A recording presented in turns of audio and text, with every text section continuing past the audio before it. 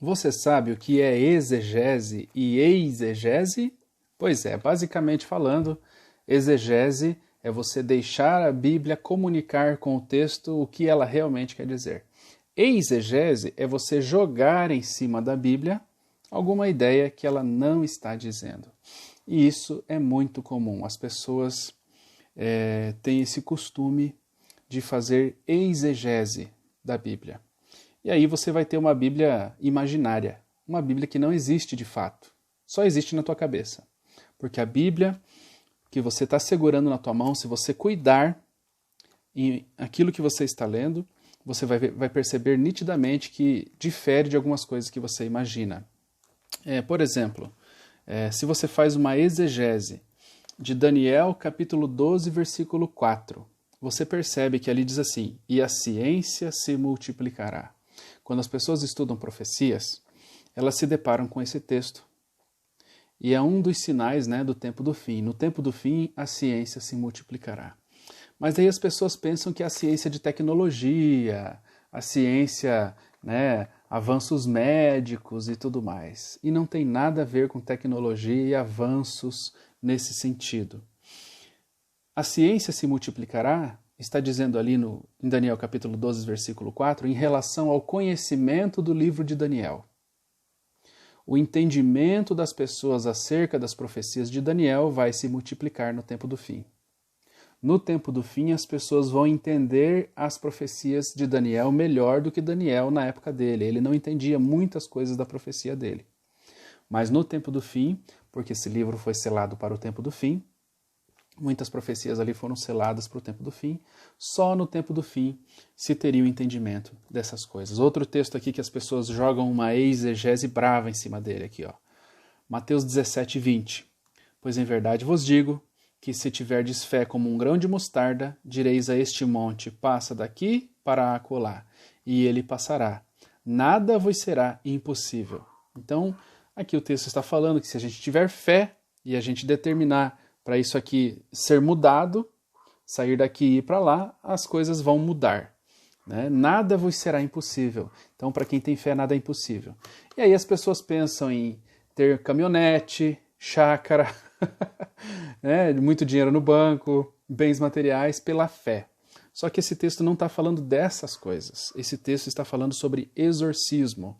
Quando uma pessoa está endemoniada e você precisa ajudá-la naquela situação tão triste, você com fé vai determinar a saída do demônio daqui para lá.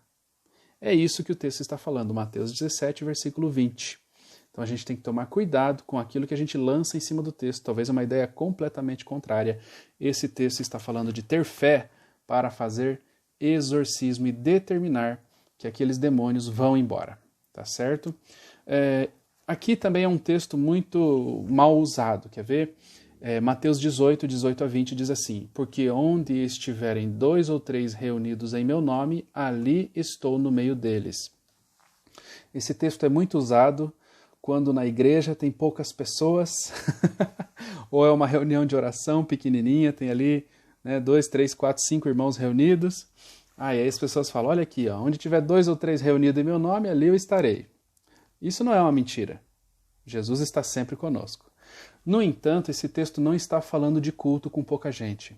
Esse texto está falando de decisões tomadas num conselho. Decisão que a igreja tem que tomar numa reunião de pessoas. Se existirem mais pessoas dando testemunho daquilo, tomando essa decisão em corporação, Jesus está com a igreja nessas decisões, tá certo?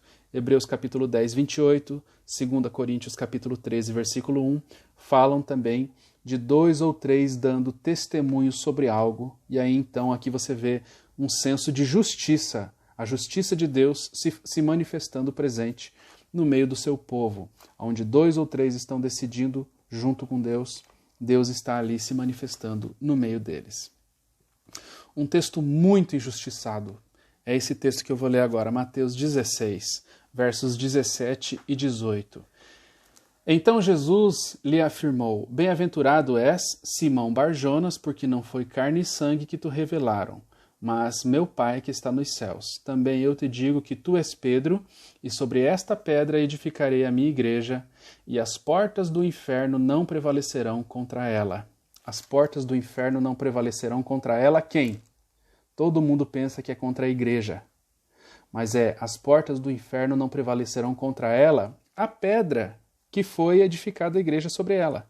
Então as portas do inferno não prevalecerão contra a pedra. Nesse contexto aqui, a pedra é Jesus. Jesus é a estrutura da igreja, Jesus é o alicerce da igreja, e as portas do inferno é a tampa da sepultura. Inferno em grego, Sheol, é sepultura. Perdão, Sheol é hebraico. Hades é sepultura. Hades é sepultura. Então, as portas do Hades, a porta da sepultura, não iria segurar Jesus. Então, em Lucas 9:22, você lê algo que nos ajuda a entender, dizendo: é necessário que o Filho do Homem sofra muitas coisas, seja rejeitado pelos anciãos, pelos principais sacerdotes e pelos escribas, seja morto e no terceiro dia ressuscite. Essa passagem de Lucas 9 é a mesma história de Mateus 16, 18 e 17, né? Então, um evangelho e outro acabam completando, né, a ideia que Jesus estava falando da ressurreição dele, que o inferno, a sepultura, não iria conseguir segurá-lo. Então Jesus relacionava a figura do templo de pedras com o seu corpo. Veja João capítulo 2, versos 19 e 22, diz assim: Jesus lhes respondeu: destruí este santuário e em 3 dias eu reconstruirei. Replicaram os judeus: em 46 anos foi edificado esse santuário, e tu em 3 dias o levantarás?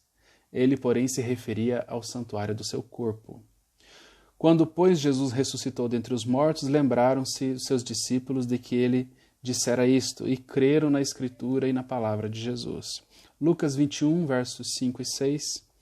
Falavam alguns a respeito do templo, como estava adornado de belas pedras e de dádivas. Então disse Jesus: vede estas coisas? Dias virão em que não ficará pedra sobre pedra, que não seja derribada. Ele estava falando acerca do seu corpo como pedra, dele mesmo como a pedra, né? Tendo Jesus saído do templo, isso é Mateus 24, 1 e 2. Tendo Jesus saído do templo, ia se retirando, quando se aproximaram dele os seus discípulos para lhe mostrar as construções do templo. Ele, porém, lhes disse: não vedes tudo isso? Em verdade vos digo que não ficará pedra sobre pedra que não seja derribada. Marcos capítulo 13, 1 e 2.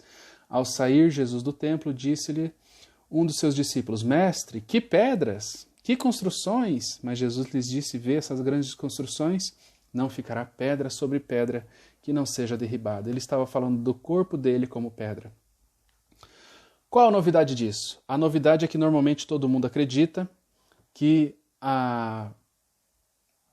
as portas do inferno não prevaleceriam contra a igreja. E não é isso que o texto disse. Jesus disse que as portas do inferno não prevaleceriam contra ele. A tampa da sepultura não iria segurar ele morto lá dentro. Ele iria ressuscitar. Ele iria vencer a morte. Olha que curioso. O inferno, o túmulo, a sepultura, o sepulcro de Jesus, era escavado sobre a rocha. Mateus 27, 60, Marcos 15, 46, Lucas 23, 53. A porta do inferno, a porta da sepultura de Jesus, era uma pedra selada. Mateus 27, 66, Marcos 15, 46. Mas esta pedra foi removida. Marcos 16, 3 e 4, Lucas 24, 2, João 20, versículo 1. Por um anjo, Mateus 28, versículo 2. Ou seja, a porta do sepulcro escavado na rocha não prevaleceu contra a pedra, que é Cristo. 1 Coríntios 10, versículo 4.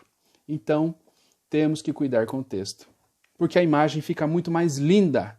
Jesus falando que ele iria ressuscitar. E agora, então, ao terceiro dia, ele ressuscita. Ele tem as chaves do inferno, ou seja, ele não fica preso dentro do inferno.